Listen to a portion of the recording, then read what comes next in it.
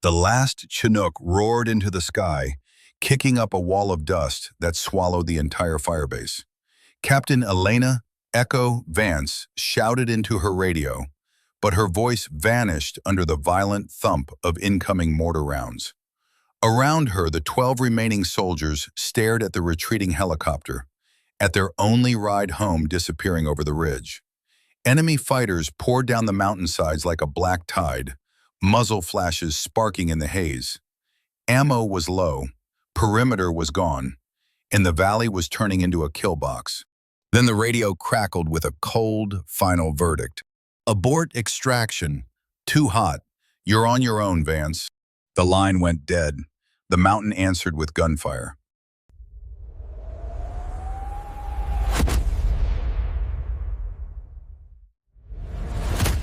The dust hadn't even settled when Captain Elena Echo Vance realized the truth. Ironhold was no longer a firebase. It was a carcass, ripped open, half emptied, and abandoned under a sky already turning the color of shrapnel. The last Chinook had taken the wounded, the intel officers, and every senior commander who had screamed, "Immediate evac," into their radios. It had not taken her, Miller, or the 12 logistics troops still scrambling for cover among half-dismantled HESCO barriers. The ground trembled again. Another mortar landed somewhere behind the comm shack, turning what used to be a concrete wall into a cloud of white powder. Vance ducked behind a stack of fuel drums, one hand on her helmet, the other clutching the radio handset whose cord had been half severed by shrapnel. "Bravo 2, ammo count," she shouted. A young corporal slid beside her, face streaked with dust, eyes shaking with that unmistakable tremor of someone whose evacuation bird just lifted without them. "3 mags on me, maybe 8 or 9 in the ready box," he shouted back. "Half the pallets were already loaded onto the Chinook, ma'am." Of course they were. Logistics always moved out first, gear before grunts. It made sense at a strategic level. It made no sense when you were the gear handlers left behind. Vance swung out and scanned the ridgelines. Dark shapes moved between the rocks, fast, purposeful, coordinated. She recognized the rhythm of a prepared assault, not a probing attack. They weren't testing defenses. They already knew the perimeter was broken. Master Sergeant Frank Grave Miller jogged toward her, limping slightly from an old hip injury, but carrying 2 rifles like he could still outfight men half his age. "Echo," he barked. "We need to fall back to the motor pool. Last solid cover in the whole damn place." Vance nodded. "How many we got?" 12, Miller said. A pause. "Well, 12 who can still run." Another mortar screamed. Everybody dove. Dirt rained down like hot sand. When they rose again, Vance felt her ears ringing. Something warm trickled down her neck, blood from a nicked cut, but nothing serious. She wiped it away and shouted orders. "Move! Motor pool! Keep low! Leapfrogs of 2. The remaining troops obeyed instantly. They were logistics personnel, mechanics, fuel techs, supply clerks, but fear had a way of turning everyone into infantry. As they ran, Vance's brain worked 2 tracks at once, one tactical, one logistical. She needed to know exactly what they had left, what could be carried, what could be destroyed, what could become a liability. Half the crates in Ironhold were already torn open. Pallets of equipment sat exposed. The heat from the fires had warped metal. Stray bullet holes riddled everything from fuel tanks to crates of MREs. "Miller," she shouted, "we can't let them reach the south bunker." "Yeah," Miller growled. "That's where the module was last secured." The prototype drone control module, the thing nobody on the ground had been briefed on until 40 minutes ago. A sleek metal case the size of a lunchbox, worth more than any of their lives put together. Command had ordered it destroyed, but the engineers responsible for its demolition had been loaded into the Chinook. And Ironhold had run out of time. The team reached the motor pool, 3 concrete stalls, half collapsed, still thick enough to shield from shrapnel. Vance slid behind a burned-out MRAP, chest heaving as she scanned the valley. Gunfire echoed from the western slope.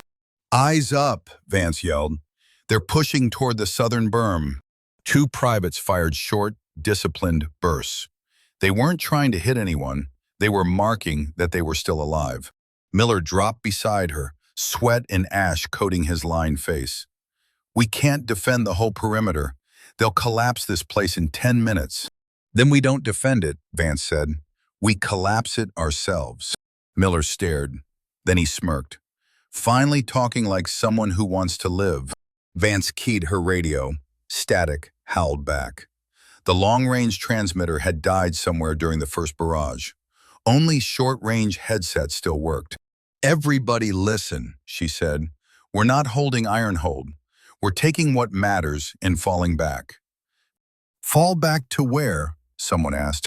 "Anywhere that's not a bowl surrounded by high ground," Vance replied. "We're moving toward the caves." Half the soldiers stiffened. The caves were a network of abandoned Soviet-era tunnels carved into the mountain. Dark, cramped, filled with echoes of old wars. But they were also the only defensible position for a small group with minimal ammo. Miller grunted. "Closest entry point is 300 meters under open ground." "Then we move now," Vance said. "Grab every mag, every med kit, and that demo charge crate." A private stammered. "Ma'am, that's 40 pounds. "Then drag it," Miller snapped, "unless you want the enemy playing with our fireworks." Another mortar slammed behind them. The ground shook so violently that dust poured off the ceiling of the motor pool. Vance steadied herself and pointed at two soldiers. "You two, south bunker. Confirm module status. If it's there, take it. If it's not..." She didn't finish. They understood. "Destroy it." Vance led the rest out across the broken asphalt of the motor pool. Smoke rose from the shattered barracks. The flagpole had snapped in half, the flag lying in the dirt, barely moving. As they crossed the central courtyard, Vance noticed something. Silence. The mortars had stopped. No more thumping echoes, no more dust geysers. Her stomach tightened. That wasn't mercy. That was transition. The enemy was shifting to close quarters. "Eyes on the ridges," she shouted. Shadows moved. Faster now, more deliberate. She pointed to a mechanic. "You, cover left. Keep them off us." They ran. Feet slapping dirt, gear rattling, breath ragged. The fire base they had built, maintained and lived in for 7 months, was now a burning maze. Every corner looked like a memory being erased. At the south bunker, the two soldiers sprinted out carrying a metal case. The module. "Got it," one yelled. A bullet snapped past his head. "Contact," the other shouted. Automatic fire burst from the ridge. Sparks danced across the dirt. Vance raised her rifle and returned fire. Controlled, precise, buying the carrier enough time to duck behind a half-crumbled wall. "Move! Move!" Vance shouted. They regrouped behind a generator shed, breathless, shaking. Miller checked the sky. "Echo," he said quietly. "We got 5 minutes before they flood this place." Vance nodded, then yelled, "Make for the caves!" They ran again. Through the outer wire, over the ditch, past the twisted remains of an old Humvee that had been stripped for parts. Vance paused only once, just long enough to look back at Ironhold. The fires had grown. The smoke curled into the sky like a signal flare no one would answer. She whispered, barely audible, "We're not dying here." Then she turned and followed her people into the valley. The valley floor felt wrong the moment their boots hit it. Too open, too quiet, too exposed. The kind of quiet that made the hairs on Vance's arms stand up beneath her torn sleeves. The wind carried grit across her faceplate, tapping against it like faint fingernails. And behind them, Ironhold continued to burn, a collapsing skeleton under a gray sky that had already stopped caring. "Keep spacing. 10 meters, Vance ordered. Her voice echoed across the open ground, and for a moment she regretted the volume. Sound carried far in Korangal valleys. Too far. Miller jogged beside her, breath steady despite his age. They'll be tracking our movement from the ridge. Count on it. I know, Vance said. Then don't run in a straight line. Even the damn Soviets figured that much out. She changed direction immediately, angling toward a dried creek bed that snaked toward the canyon wall. The soldiers followed, shifting their weight, adjusting straps, ducking beneath the remains of rusted razor wire that had blown out this far over the months. The corporal carrying the module stumbled for a moment, nearly dropping it. Easy, Vance called. That thing is the only reason they haven't overrun us already. The module's silver case reflected faint sunlight like a blade. Inside it, a prototype control unit tied to drone operations across 3 different task forces. If the enemy captured it, even for an hour, the entire air corridor could be compromised. Vance forced herself not to think about the consequences. Focus stayed on the next 10 seconds, the next 10 meters, the next breath. Gunfire cracked from the ridge. Down, Miller barked. Everyone dove. Dirt sprayed up around them as rounds kicked into the ground. A private yelped as a bullet clipped the edge of her pack. Suppress, Vance shouted. 3 soldiers raised rifles and fired in staggered bursts. Short, sharp, disciplined. They weren't hitting anything at this distance, but that wasn't the point. Suppression bought movement. Movement bought survival. Vance low-crawled to the corporal with the module. How's your grip? Fine, ma'am. Just heavy. Switch arms every 30 seconds. I need you fresh. He nodded, swallowing his nerves. Miller slid beside them, eyes on the ridge. They're pushing from 2 angles now, east and north. They'll try to funnel us before we reach the canyon wall. We cut southwest, then drop into the ravine, Vance said. They can't fire down that angle. Miller blinked. That's a hell of a gamble, Echo. It's the only one we've got. She raised her hand, signaling forward movement. The squad leapfrogged, 2 covering, 2 advancing, moving in broken lines to avoid predictable fire patterns. Rounds continued to snap overhead, striking rocks with angry sparks. The ravine loomed ahead, a jagged slice in the canyon wall, deep enough to hide a convoy. The entry looked narrow, almost too narrow. Will the crate fit? Vance asked. Won't matter if we're dead before we get there, Miller replied. The team rushed the final stretch, lungs burning, sweat stinging their eyes. The ridgeline erupted again, volleys stitching the dirt behind them. Vance felt a round pass so close to her shoulder that the air itself seemed to tear. Then, they plunged into the ravine.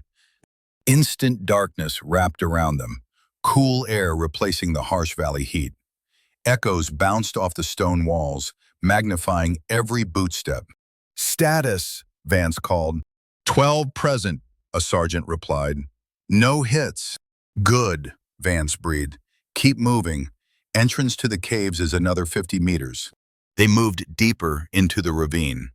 The walls tightened around them, light fading until only a sliver of sky hovered above.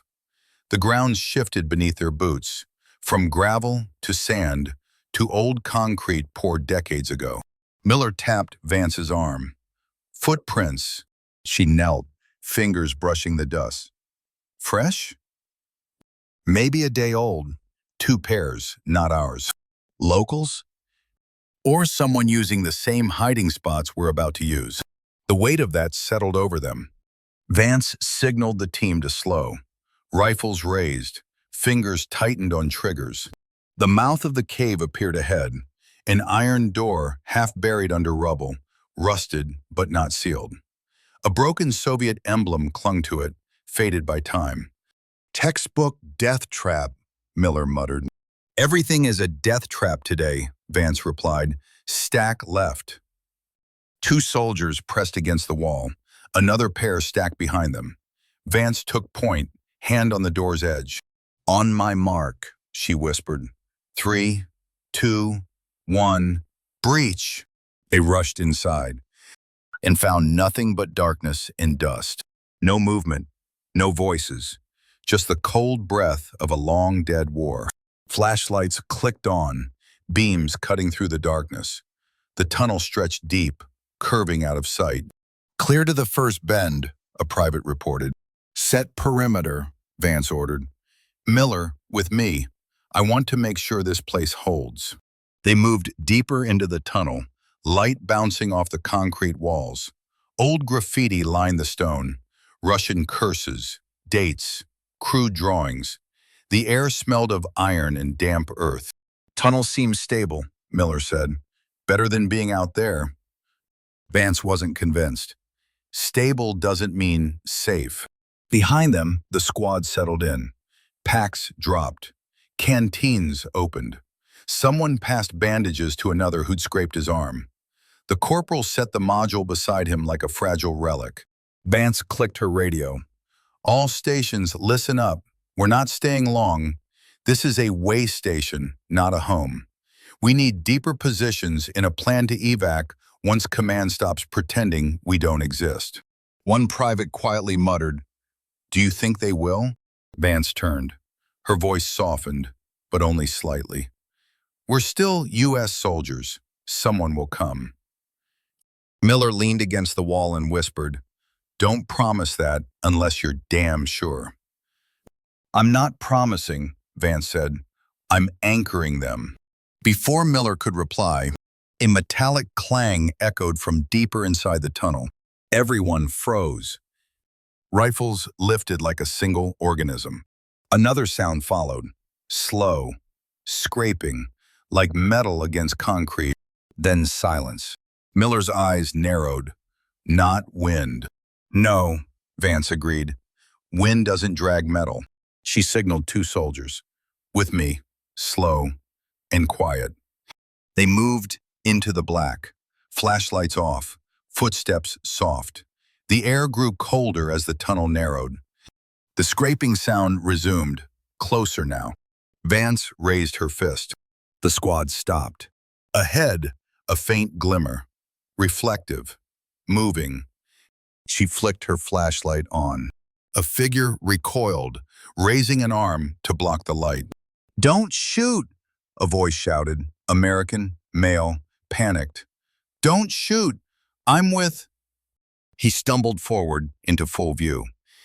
An American contractor, beard ragged, clothes torn, a sidearm hanging empty in his hand, gas mask dangling from his chest rig, eyes wide with pure desperation. "Jesus," Miller muttered. "A contractor?" The man collapsed to his knees, gasping. Thank God, thank God.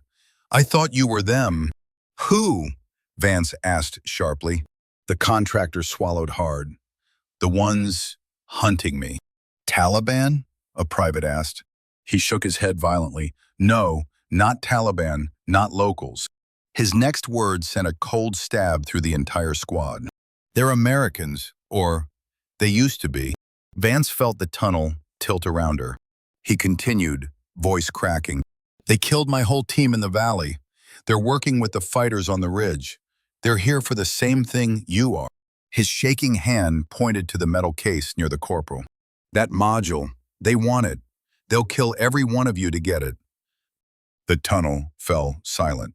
Then, far above, faint but unmistakable, footsteps echoed at the ravine entrance. Many footsteps. Vance's chest tightened. They had been followed. The footsteps above grew louder, a slow stampede that vibrated through the tunnel floor. Vance pressed a hand to the concrete, feeling the rhythm like a second heartbeat. The contractor's words hung in the air like a warning flare. Americans working with the fighters. The idea skittered across every mind in the dim light, an ugliness that made trust fracture into shards. "Get down," Vance whispered. "Silent positions. 2 on the entry, the rest spaced down the corridor. No lights unless I say so." They obeyed, trained moves made instinctive by repetitions, in fear. Vance slid back, heart pounding, and signaled Miller. He came close, eyes narrowed. "What do you make of him?" she asked. Miller chewed his lower lip. "Contractors scared, true, but scared men lie. or they omit. We need confirmation. Meaning? Meaning, don't hand the module to anyone you only just met. Vance's jaw tightened. She crouched and looked at the contractor again. Under the grime and panic, the man's hands trembled around an empty water bottle. "What's your name?" she asked quiet. Hal Rowe, contractor for Task Group 6. My team, was en route to extract some payloads. Got cut. They ambushed us. I ran. "Who ambushed you?" Vance asked. He coughed, swallowed, and met her eyes. "Guys in black, tactical gear. English, not accent-heavy, professional. They didn't talk much, just gave orders. Took anything that looked like tech. Said they were paid to collect items. Contractors, PMCs." Miller's eyes flicked to the module. "Paid by who?" Hal shrugged like the motion could clear it. "Can't say. They wore no insignia, no flags, just faces." "Did you see any unit markings, vehicles, radios, anything?" Vance pressed. Hal's face crumpled. "Only one thing. A patch, faded. Maybe a skull with wings? I don't know. I'm sorry." Silence pooled in the tunnel. The patch detail was a ghost, uselessly vague. But a skull with wings, mercenary symbology, perhaps, or something darker. From the mouth of the tunnel came a muffled shout, then another. Voices, not many, but enough to remind them of the world outside closing in. Vance made a choice. "Miller, secure the module in the inner alcove. Triple wrap it. I don't want that thing making a sound." Miller nodded. Two soldiers moved with practiced hands to take the module. They wrapped it in oilcloth, then put it in a steel locker and bolted the latch with an improvised cable tie, the metallic click sounding too loud in the tunnel stillness. "Whoever comes down here," Miller muttered, "they find a rock and a closed door. Then we make the rock and door count," Vance replied. They set up listening posts, pairs of soldiers alternating 2-hour watches, rifles rested, eyes hollowed by concentration. They distributed water, checked mags, counted meds. Everything was a ledger of survival. Night fell on the ravine like a loaded threat. In the dark, the valley transformed. Muzzle flashes looked like stars, but closer, meaner. Distant engine noises stitched the sky. Maybe aircraft, maybe nothing. The squad sat in shifts, whispering in code words that had little real meaning and even less comfort. A private named Diaz poked his head around the corner where a thin shaft of moonlight came through a crack. "Ma'am," he said, voice small. "Outside, movement, boots, a lot." Vance tightened. "How many?" "Hard to tell. At least 10, maybe 13. "Silent?" "No, they're talking, but," Diaz swallowed. "They keep saying module over and over, in English." Miller's face went pale. "They're sweeping down the ravine." "Okay," Vance said. She made a plan. Simple, ugly, precise. "We'll use the tunnel's choke points. The entry is narrow. We'll funnel them, make every passage a kill zone. Use grenades and the demo charges down low to collapse passages if needed. If they push hard, we blow the access and seal them out. We hold until we can't." "You plan to hold until what? Reinforcements?" Miller asked. "Until someone listens," she said. Her voice had a brittle edge. She refused to say, "until they come," because to promise a savior was to hand people a lie. Hours later, the footsteps came, separate at first, then in a steady trickle, voices low, men careful. They called out in English, clipped commands. Vance felt each name that was called like a physical pulse in the air. All teams were moving through the tunnel. Do not resist. That sounded like a coordinated unit, not the ragged shout of local militia. These were professionals.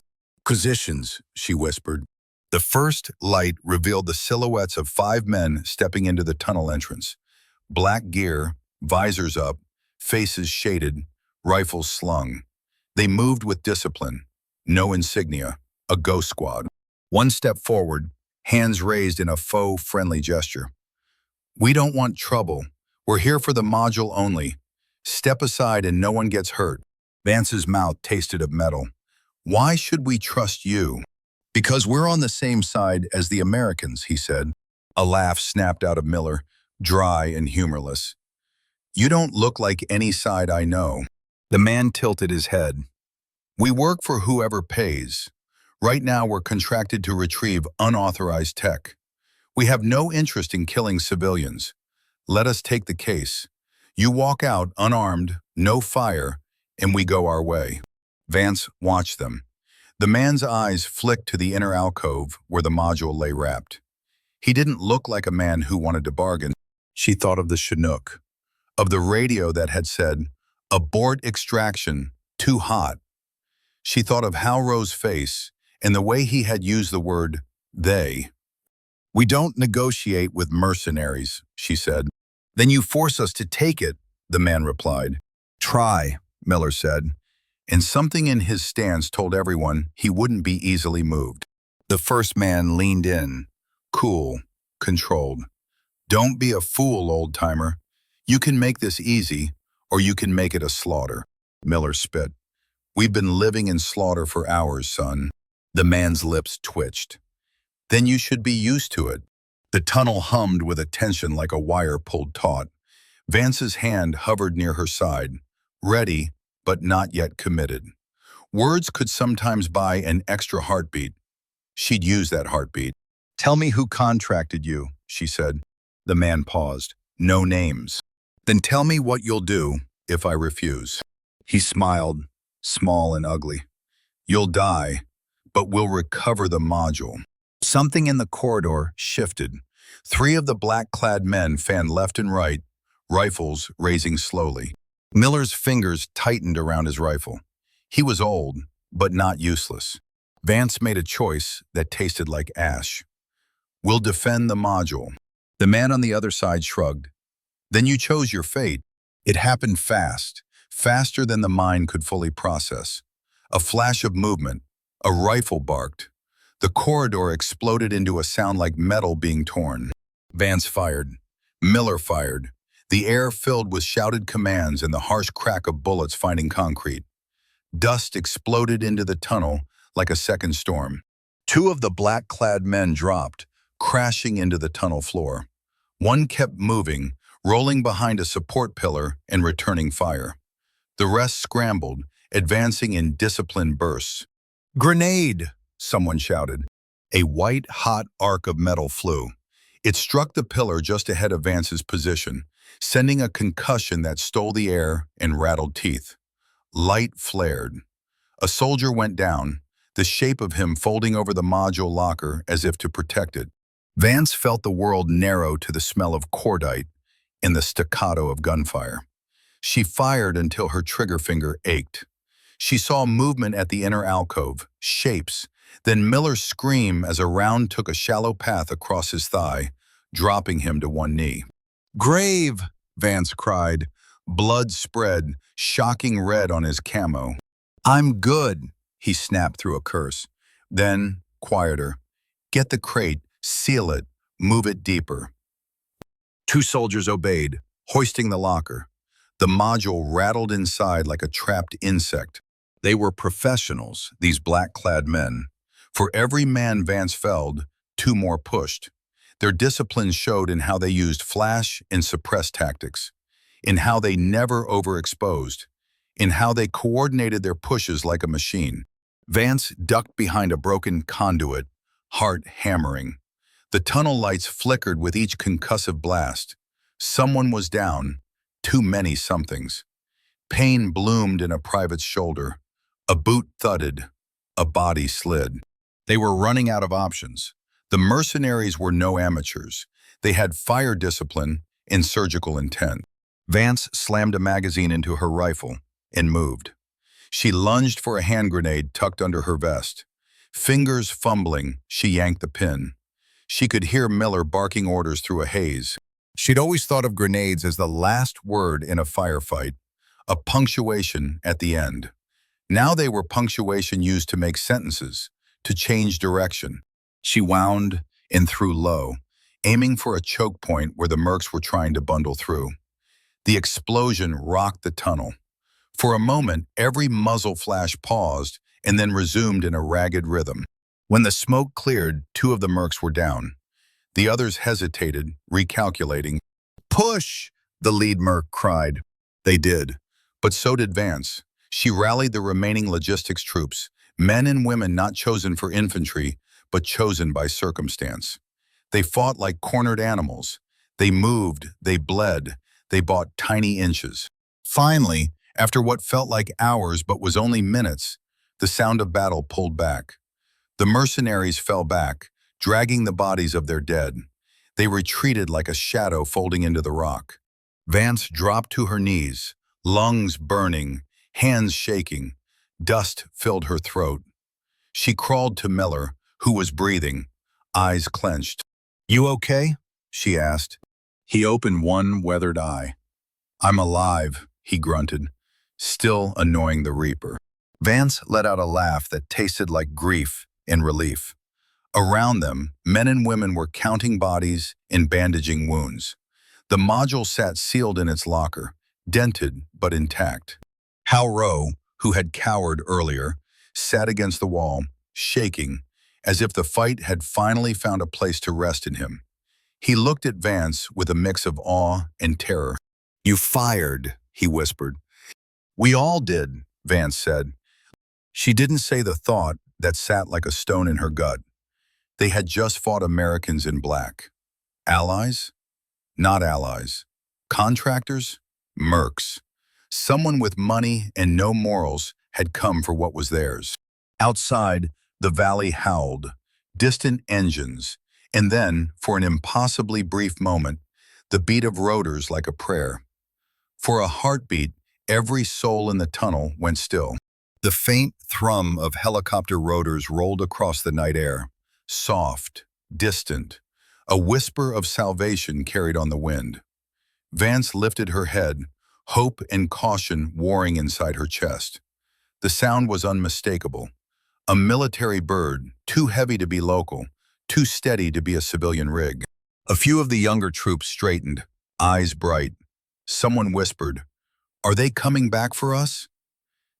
Miller let out a dry, humorless chuckle. "Don't get poetic, could be anyone." Vance strained to hear more. The rotor thump deepened, shifted, angled, then veered away from the ravine entirely. In seconds it was fading, rolling across the valley and disappearing behind the mountain's jagged silhouette. The hope that had briefly lit their faces evaporated. "They're not coming," Hal Rowe murmured. Vance stood slowly, wiping grit from her cheek. "Not yet," she corrected. "We're not dead. That's the part command cares about." "Is it?" Hal asked quietly. Vance didn't answer. Not because she didn't know, but because she did. Instead, she turned away. "Listen up," she called to the squad. "We've got attackers regrouping outside, wounded inside, and limited supplies. Anyone who needs first aid, move to the east alcove. If you can still fight, set up tripwires and fallback positions. We're not letting them breach again." The team dispersed into motion, exhaustion suppressed by necessity. Vance knelt beside the body of the private who had been hit during the fight.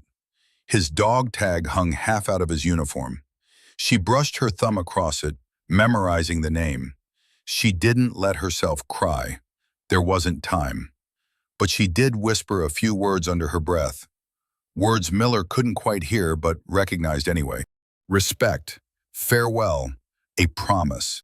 He limped over, leaning on a bent metal bar he'd fashioned into a temporary cane. "Echo," he said softly. "We need to talk." Vance rose. "How bad is your leg?" Miller shrugged, though the pain behind his eyes gave him away. "Hurts like hell. Still works. That's what matters." "It matters if you go down mid-fight." He grinned. "Then I'll be a speed bump. Useful, either way." Vance sighed. "What did you want to talk about?" Miller motioned her deeper into the tunnel until the others were out of earshot. Then he lowered his voice. "They're not done. The mercs. They'll regroup and push again. harder, smarter. They underestimated us once. They won't twice. I know. You also know we can't hold this tunnel forever. Not with wounded. Not with a module they'll kill for. Vance's jaw clenched. We fortified the choke points. We can bleed them. Echo, Miller said gently. We're logistics. We're fighters today because we have to be. But they're professionals. They've done this dance before. Vance looked away, her voice low. We don't have a choice. We do, Miller corrected, and it's ugly. We break contact, fall deeper into the Soviet routes. There's a maintenance shaft halfway in that leads to an old observation crawl. Tight squeeze, but survivable. We abandon the front tunnel and collapse the entry behind us. Vance blinked. You want to bury the entrance? Yes. That means anyone left inside. Miller cut her off. No one gets left inside. We pull everyone back, but we give up the first defensive line. She rubbed her temples, mind racing. Abandoning a position meant losing the only structured defense they had. But staying and dying in place wasn't a tactic. It was surrender dressed up as bravery. What about the module? She asked. It goes with us, Miller said. We move it to the maintenance shaft. Harder to reach, harder to track. Vance exhaled slowly. They heard us fighting. They saw their own bodies. They won't delay. No, Miller said, which means we have maybe 20 minutes before round 2. Vance nodded once. Decision made. She returned to the squad. Prepare to relocate. We're falling back deeper into the tunnels. A collective murmur rose. Fear, reluctance, relief, confusion. She raised a hand. You all know the situation. We can't hold the front. We move, we regroup, we protect each other. That's the mission now. A corporal raised his hand. Ma'am, what if they come from another entrance we don't know about? Then we adjust, Vance said firmly. We're not dying for a tunnel. We're surviving through it. The resolve settled over them like armor. They moved quickly, gathering packs, lifting wounded, sealing the crate tighter around the module. Dust rose with each hurried step. The maintenance shaft lay behind a rusted steel plate. Miller and another soldier pried it loose using crowbars and brute force, revealing a narrow, vertical space that disappeared into the dark like a throat. Ladders? One soldier asked. Rungs, Miller said. Old ones, Soviet era. Might hold, might not. Vance stepped up. I'll go first. Miller shot her a look. Don't be ridiculous. If the rungs break, I'm heavier. Exactly, Vance said. If you fall, you break every bone and we lose our best shot. I fall, you drag my ass back to the alcove and slap me awake. Miller snorted. You're not as disposable as you think. Get used to disappointment. She tested the first rung. It groaned but held. She descended, boots tapping against the metal. After 5 meters, the shaft widened, revealing an old, horizontal service crawl. Perfect for hiding. Perfect for dying in if they made a mistake. Clear, she called. The others followed, carefully passing wounded and gear down through the shaft. It took time, too much time. Every distant echo felt like a threat. Every clatter of gear made someone flinch. When the module crate finally made it through, Vance exhaled in relief. Miller climbed down last, grimacing with every motion. Still alive, he muttered. They sealed the shaft by pulling the steel plate back over the opening from the inside. It wasn't perfect, but it cast the illusion of an untouched wall. Buying minutes at least, maybe more if the mercs didn't look closely. The service crawl widened into a natural cavern, low ceiling, uneven floor, but enough space for the entire squad to spread out. Here the darkness felt different, less threatening, more ancient. Vance ordered a silent perimeter. Glow sticks were cracked at the lowest brightness. Their dim green halos made everyone look ghost-like. Hal Rowe slumped against the wall. They're going to find us, he said numbly. Vance crouched beside him. Maybe, maybe not. Either way, we don't sit still. We plan. We fight smart. Hal looked up, hope flickering like a dying match. Do you think command heard us? Any of that? No, Vance said honestly, but they will. Miller, so do you, she replied. I'm older. I've had my fill. You're still new enough to think rest is optional. Before Vance could retort, a distant boom echoed through the cavern. Not gunfire, not footsteps. An explosion, muffled but powerful. They froze. Another blast followed, closer. Then a voice from one of the soldiers near the wall. Ma'am, sounds coming from the front tunnel, meaning only one thing. The mercenaries had breached the original entrance. Miller's face went pale. They're searching. No, Vance whispered. They're clearing. A third explosion rattled dust loose from the ceiling. A fourth shook the cavern. Hal Rowe's voice cracked. Ma'am, they're collapsing the tunnel. For a terrible moment, the implications slammed into everyone at once. The mercenaries weren't just hunting the module. They were sealing every exit behind them. Vance, they're boxing us in. Miller closed his eyes. They're not planning a retrieval. No, Vance said, voice tight. They're planning a burial.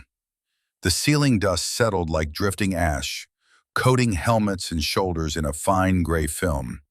Every soldier's breath caught at once. The muffled concussions from the collapsed entrance rolled through the cavern like distant thunder. Slow, spaced, deliberate. The mercenaries weren't just breaching. They were burying the tunnels. Vance's pulse hammered against her ribs. Everyone stay alert. No voices above a whisper. A private near the wall trembled. Ma'am, if they collapse everything behind them, how do they get out? They don't need the tunnels, Vance said quietly. They only need us dead. Miller exhaled slowly, staring into the dark. They mean to trap us like rats.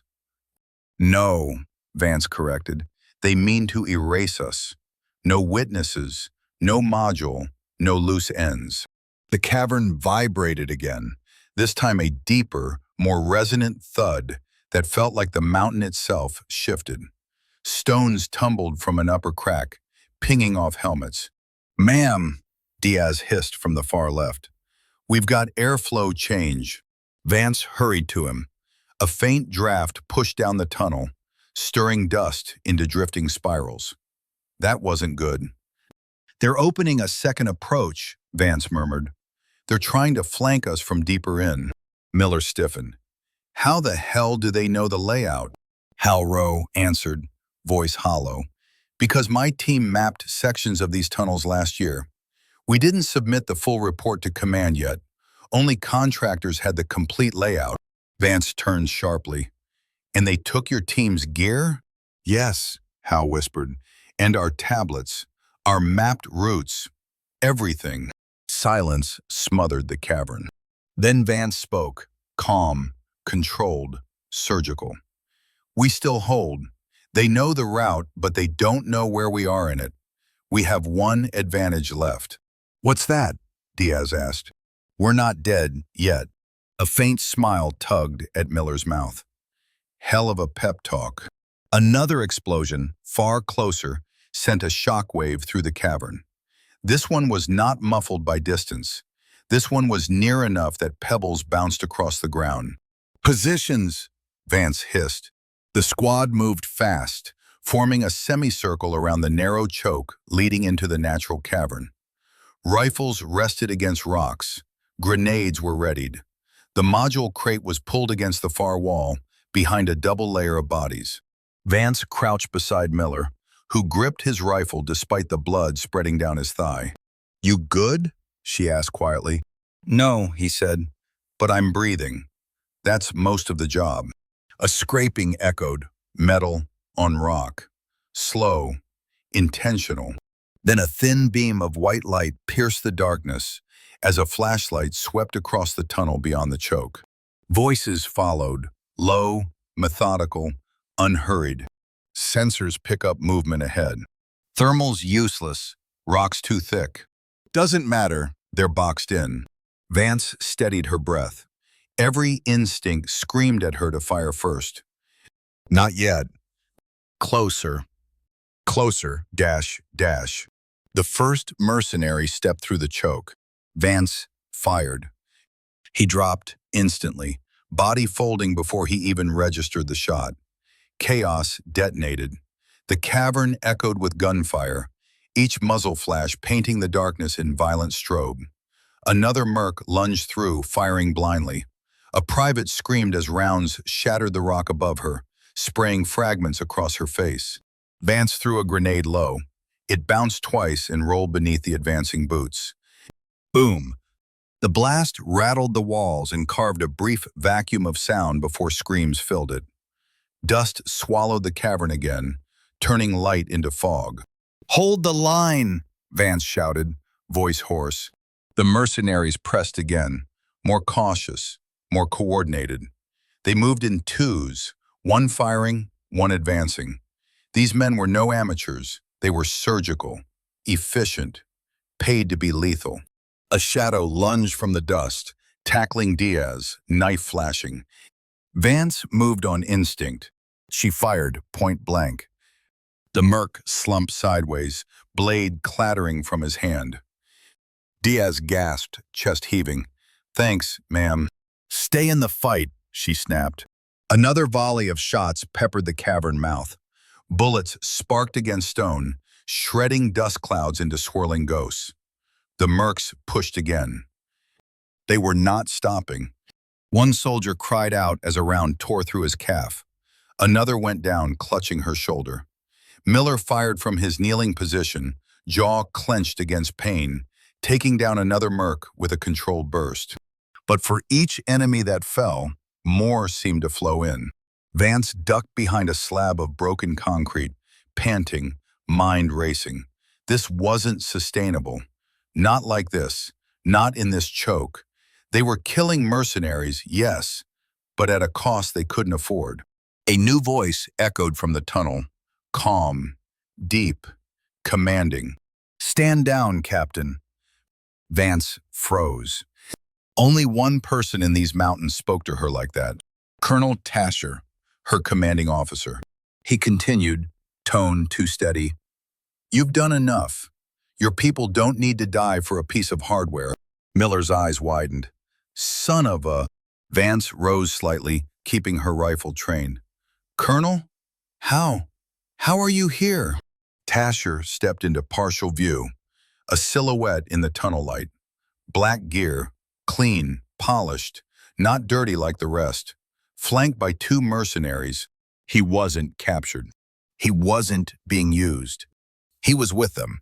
"Echo," he said, voice steady. "I told you to evacuate with the first wave. This wasn't your fight." "You left us," Vance said, the words barely audible over the pounding in her skull. "You were supposed to be gone," Tasha replied. "Now step aside, give me the module, walk out alive." Miller spat blood onto the dirt. "You're working with them. Command didn't authorize this." Tasher's expression didn't change. "Command doesn't know anything. And if you hand me the module, they never will." Vance felt something inside her fracture, like bone or trust, she couldn't tell. Tasher raised a hand. "Last chance, Captain."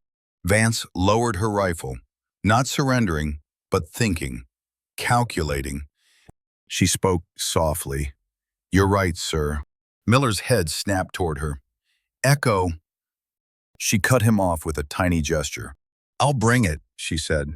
Tasher nodded approvingly. "Good. That's the soldier I trained."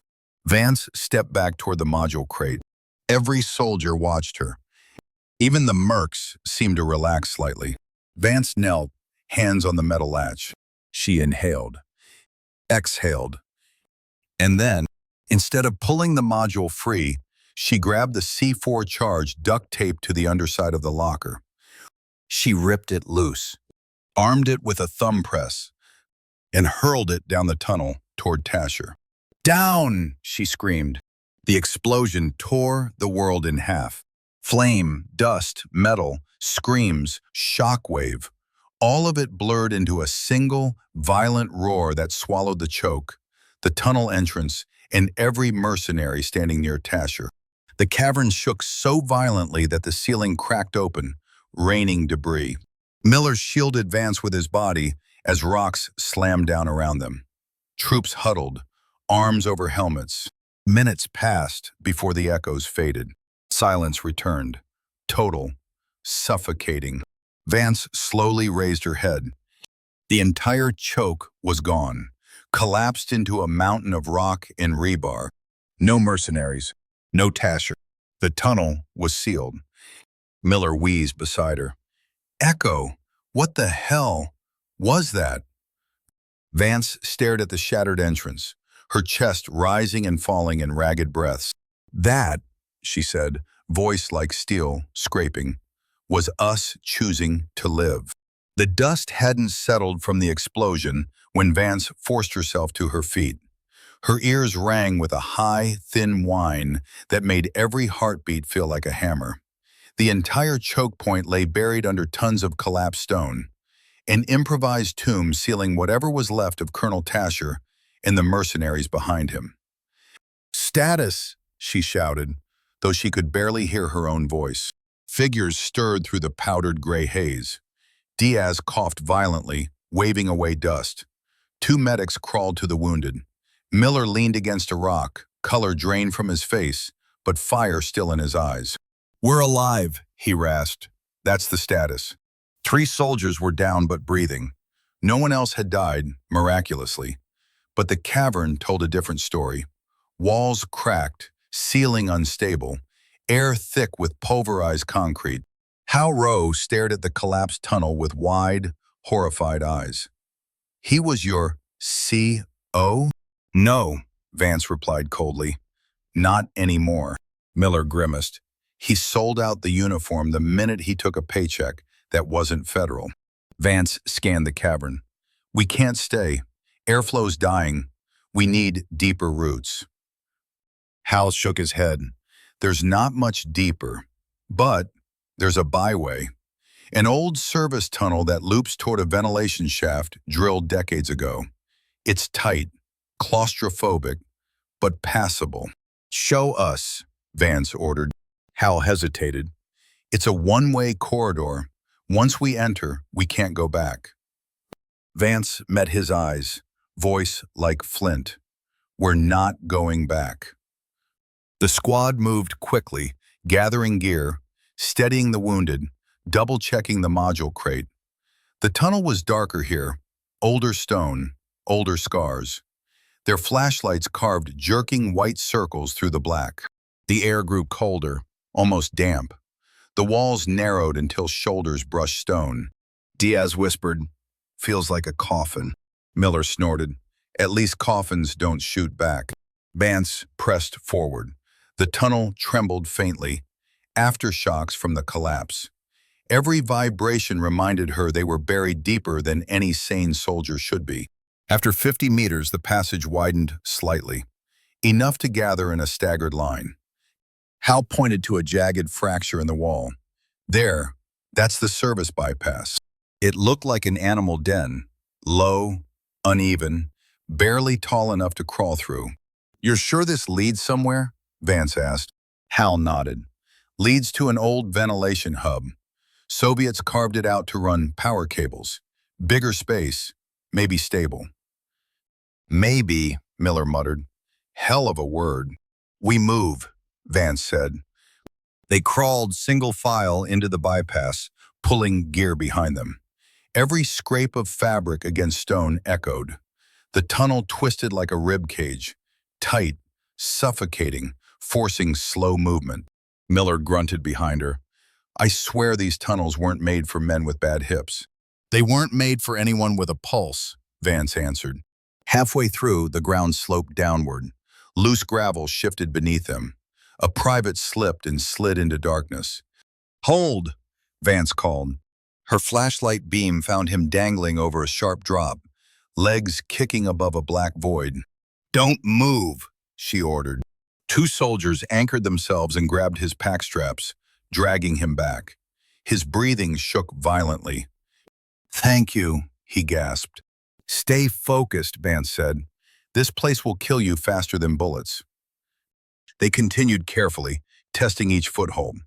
The passage dipped, then rose, carving a jagged path through the mountain. After nearly 20 minutes, a faint metallic glow reflected off the stone. Hal whispered, "We're close." The bypass opened into a vast chamber, unexpectedly large, nearly cathedral-like. Old Soviet scaffolding clung to the walls. Metal cables dangled like roots. A single rusted generator sat in the corner, half buried in scree.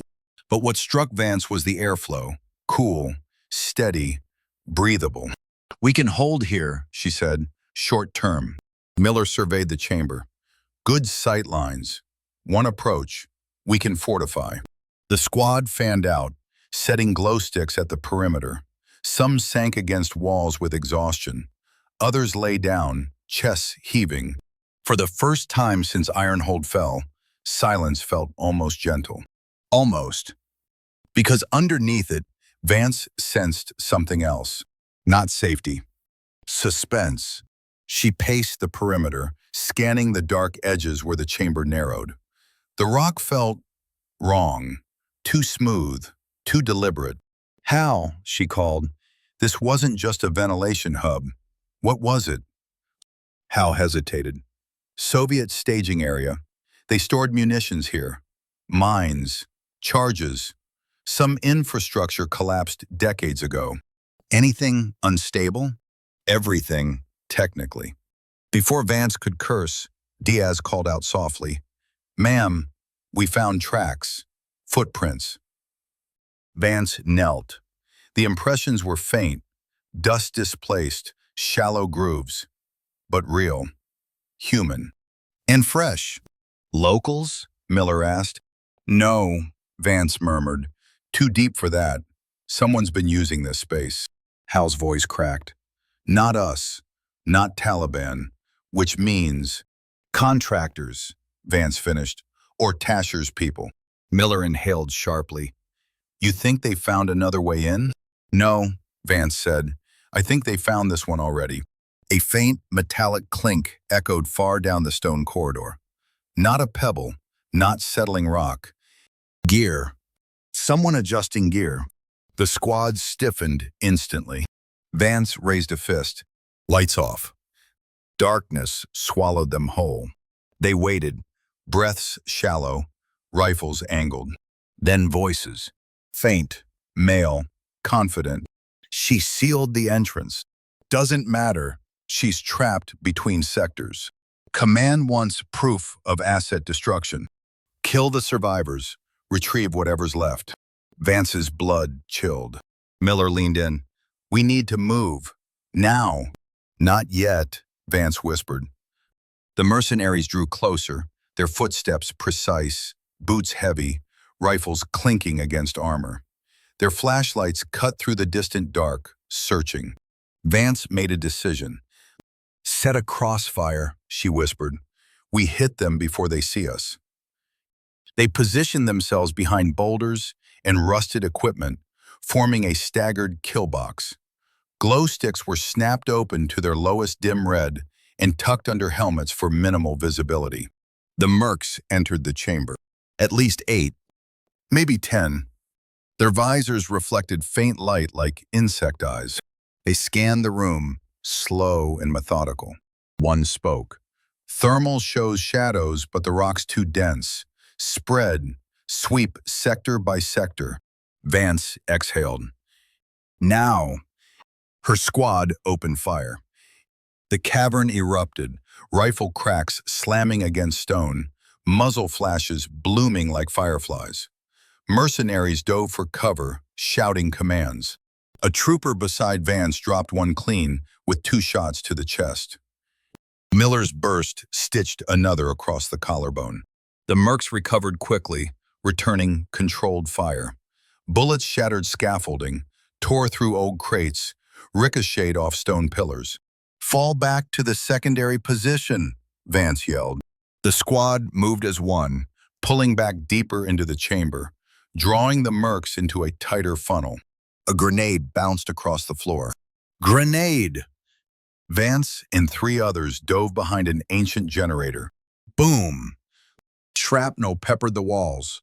A private screamed, clutching his leg, blood pooling fast. Vance dragged him back, applying pressure. "Stay with me! Stay with me!" Miller fired over her shoulder. "They're flanking right." "Control the choke!" Vance shouted. Diaz hurled a smoke canister, filling the chamber with swirling gray clouds that hid their silhouettes. The mercs coughed, adjusting goggles. Through the haze, one mercenary rushed the left flank, only for Vance to meet him head-on. She slammed her rifle butt into his helmet. He staggered. She fired. He dropped. But there were more. A lot more. The firefight surged into a brutal, close-quarters brawl, echoes amplifying every shot into thunder. Sparks cascaded from ricochets. The smoke churned like a living thing. A merc tackled Miller, slamming him into the scaffolding. "Grave!" Vance yelled. He locked arms with the attacker, teeth bared, muscles trembling. He head-butted the merc in the nose. The man fell back, stunned. Miller shot him twice, then doubled over, breath ragged. "You good?" Vance shouted. "Define good," Miller barked back. The mercs regrouped, forming a firing line. One of them shouted, "Push and clear." "Brace!" Vance yelled. "Incoming!" They charged. The mercenaries surged through the smoke like shadows with rifles. Their boots hammered the stone floor, forming a rhythmic thunder that drowned out every breath. Vance pressed her back to a stone pillar, raised her rifle, and fired controlled bursts into the advancing silhouettes. 2 silhouettes dropped. 3 more pushed forward. "Hold the center," she shouted, her voice raw over the chaos. The team tightened their formation, 2 kneeling, 2 standing behind them, forming a tight, overlapping cone of fire. The mercs advanced anyway, their movements ruthless, honed, precise. They returned fire, forcing Vance's group to retreat, step by step, across the cavern. A merc dove to the left and fired a flashbang. "Flash!" Miller yelled. The grenade detonated with a white blast that turned the world into a stabbing needle of light. Vance felt her vision burn white, her ears fill with a flat, deadened ring. But she knew the rhythm of battle by feel. She counted 3 heartbeats. Then, she fired blind. Her shots struck stone, sparks, then a scream. The merc who tried to rush during the stun dropped, clutching a torn shoulder. Her sight returned in fractured shapes, Miller dragging a wounded private backward, Diaz firing in rapid arcs, silhouettes flickering in the haze like ghosts. "We're losing ground," Diaz yelled. "I know," Vance replied. "Fall back deeper, behind the scaffolding." The cavern narrowed into a secondary alcove, an old maintenance bay where Soviet engineers had stored tools decades ago. Rusted shelves and collapsed structures offered fragmented cover. They sprinted for it. Rounds snapped at their heels. One ricocheted and grazed Vance's arm. Heat ripped across her skin, blood blossoming under her sleeve. She grit her teeth and kept moving. The squad dove behind the scaffolding just as a mercenary volley shredded the spot they'd been 2 seconds earlier. "Ammo count," Vance called. 4 mags left. 3. 2.5. 5. No, 4 now. Vance's mind sharpened. Part of her brain tallied resources like ledger entries. Rounds, bodies, cover, morale. The numbers were ugly. Miller leaned against a pillar, wincing as he applied a makeshift tourniquet to his wounded leg. "Echo, they'll overrun us in minutes." "I know," she said again, voice low. But she wasn't defeated. She was calculating. She peeked between the scaffolding bars. The mercs regrouped with mechanical precision. 2 took point, one threw a chem light to illuminate their positions. Pale green light spilled across the cavern floor, glowing against dust clouds like swamp fire. "Ma'am," Diaz whispered, "we're pinned. We can't win this straight." Vance exhaled slowly. "Then we don't fight straight."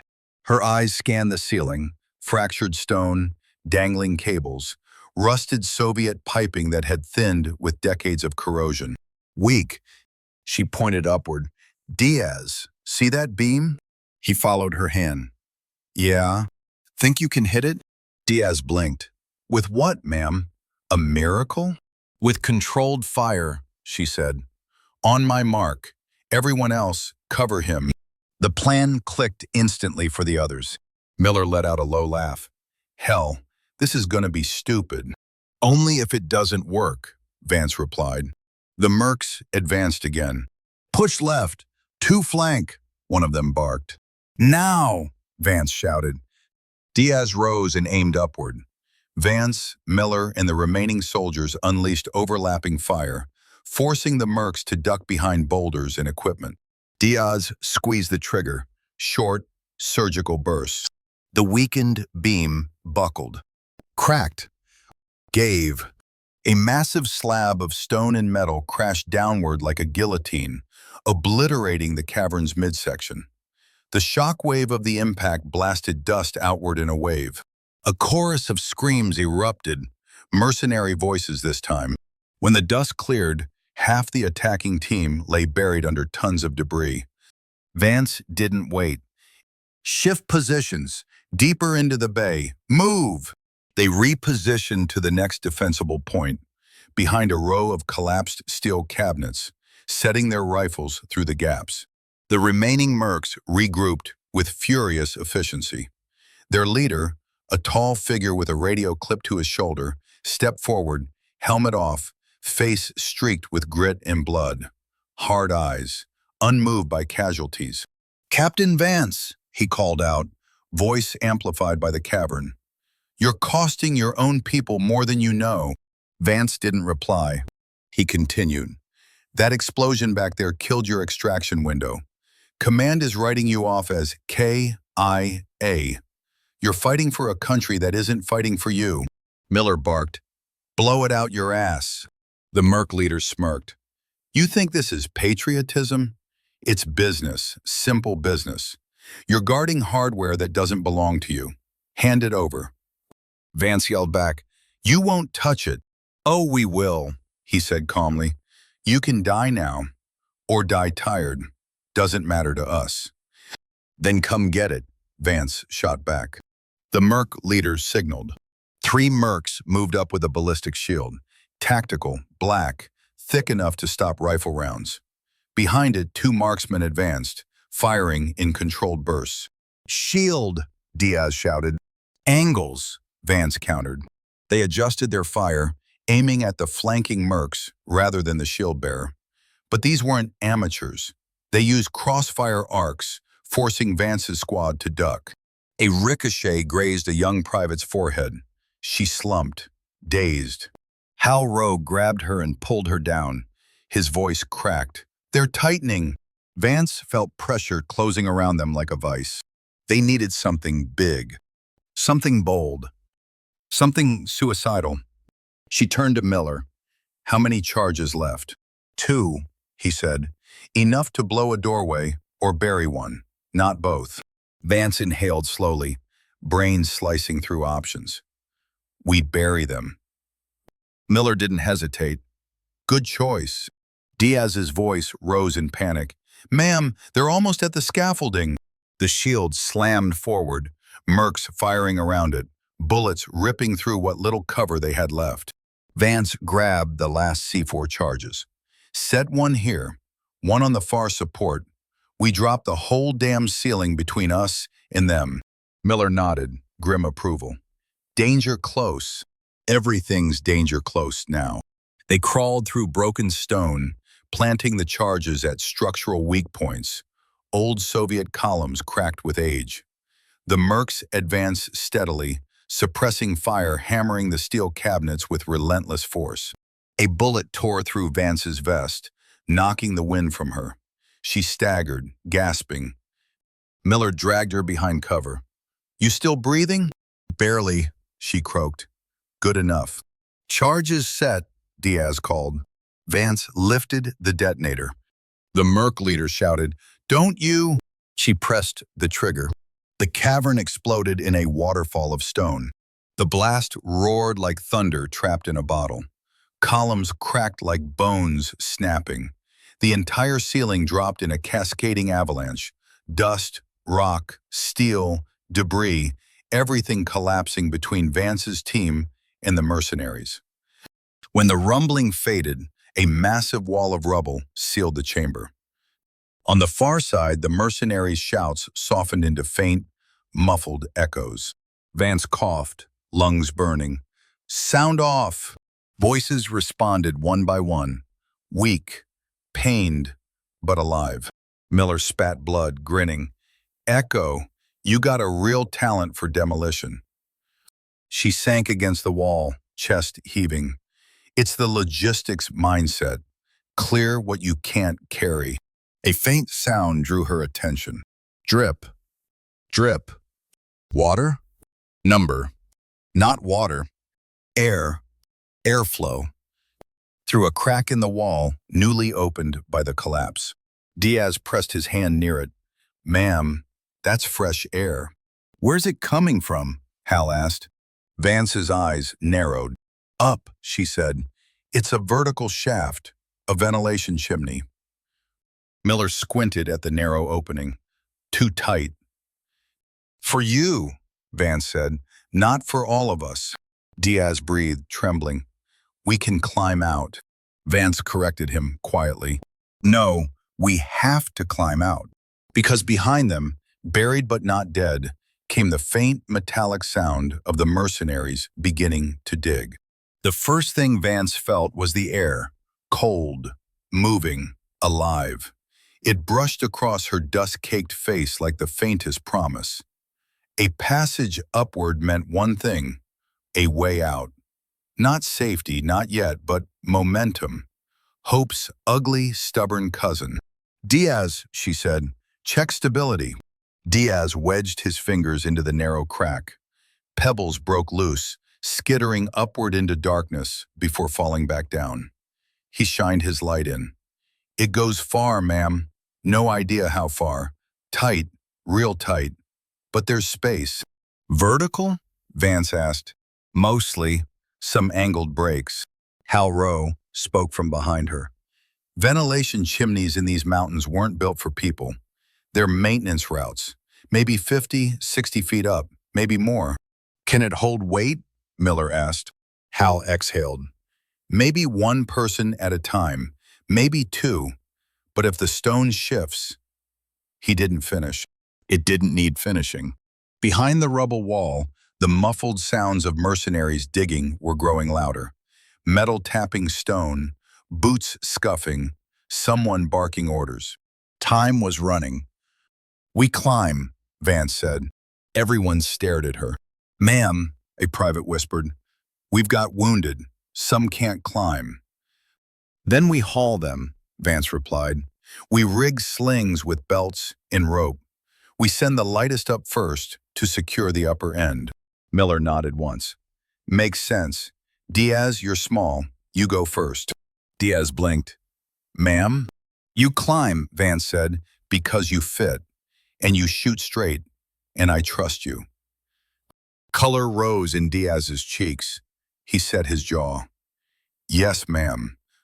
The squad worked under red light, weaving belts and straps into makeshift climbing harnesses. Miller steadied the wounded. Vance tested the first sling with her own weight, pulling hard until the fabric dug into her palms.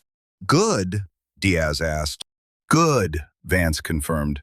The mercs hammered at the rubble wall. Hal flinched. "They're pushing fast." "Faster than we climb?"